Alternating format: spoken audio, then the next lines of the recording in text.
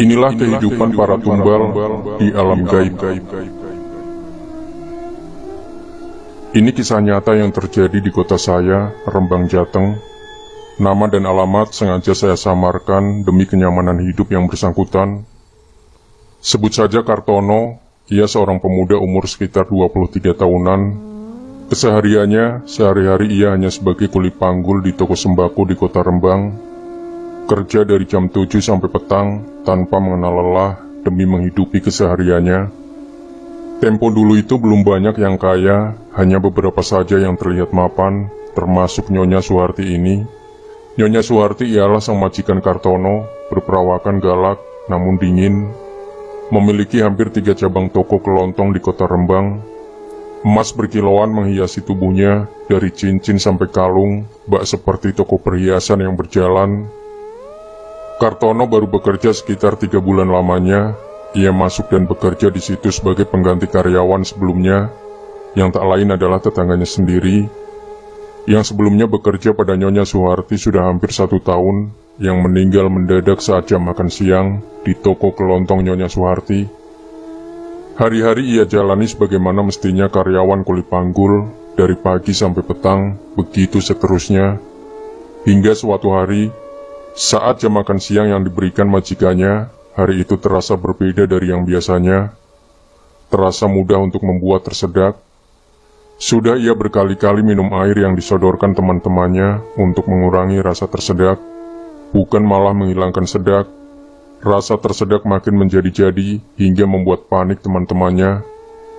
Kartono limbung dan pingsan. Dibawalah ia ke puskesmas terdekat untuk mendapatkan pertolongan. Rasa sedak itu yang membuatnya pingsan, namun kenyataan berbeda.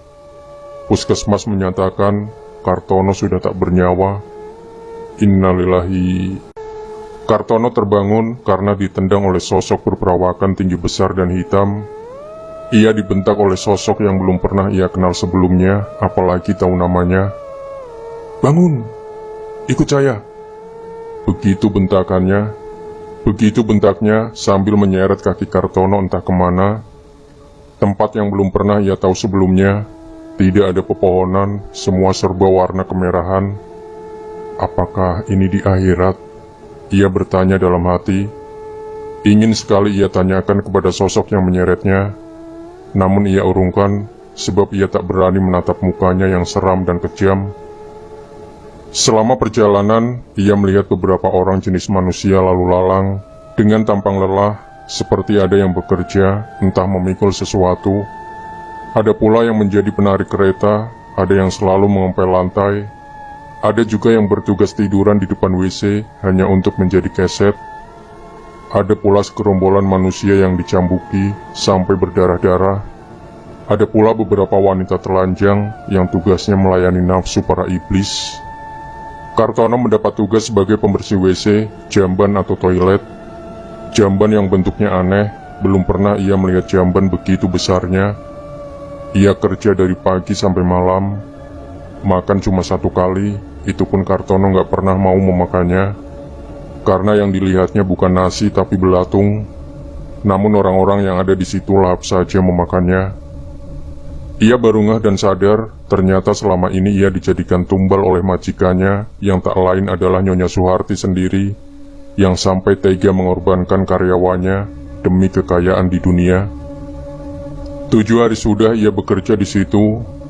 Semua orang yang kerja di situ diam dan membisu, tidak ada yang mengobrol, apalagi tanya ini itu. Tak dinyana ia melihat tetangganya yang dinyatakan meninggal sebelumnya. Hampir-hampir tak percaya ia melihatnya. Seseorang yang ia kenal akrab, sama-sama karyawannya Nyonya Suharti. Tetangganya itu bekerja menjadi penjaga pintu. Ingin sekali Kartono menyapanya, namun apa daya. Ia selalu diawasi oleh sosok besar yang siap kapan saja mencambuk tanpa ampun. Kartono lalu teringat bahwa ia bisa membaca ayat kursi. Itu adalah hafalan satu-satunya yang ia bisa, yang ia dapat saat mengaji waktu kecil dulu.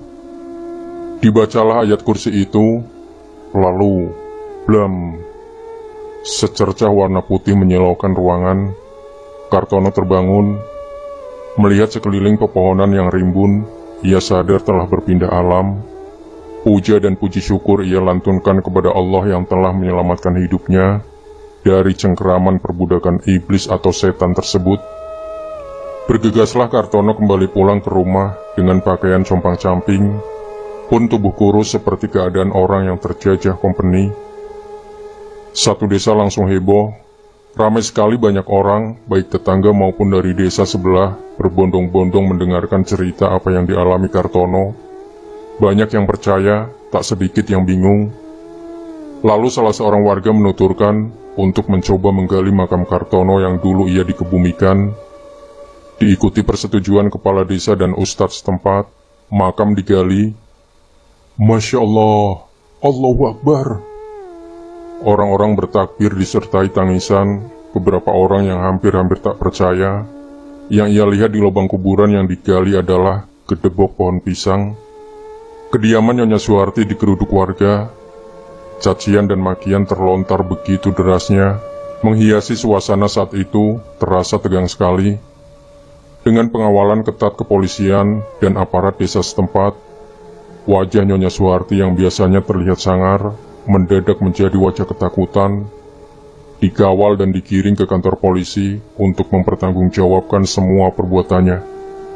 Menurut kabar yang santer beredar, selang 1 bulan kemudian, Nyonya Suharti meninggal mendadak di lapas. Menurut keterangan saksi yang satu tahanan dengannya, sebelumnya Nyonya Suharti mendadak tersedak lalu meninggal. Entah meninggal sungguhan atau dibawa ke alam lain seperti tumbalnya yang lain. Wallahualam, boleh percaya boleh tidak, saya cuma sebagai penyambung lidah cerita. Dan cerita ini nyata, pernah pula dimuat di tabloid Nyata, juga majalah Hidayah.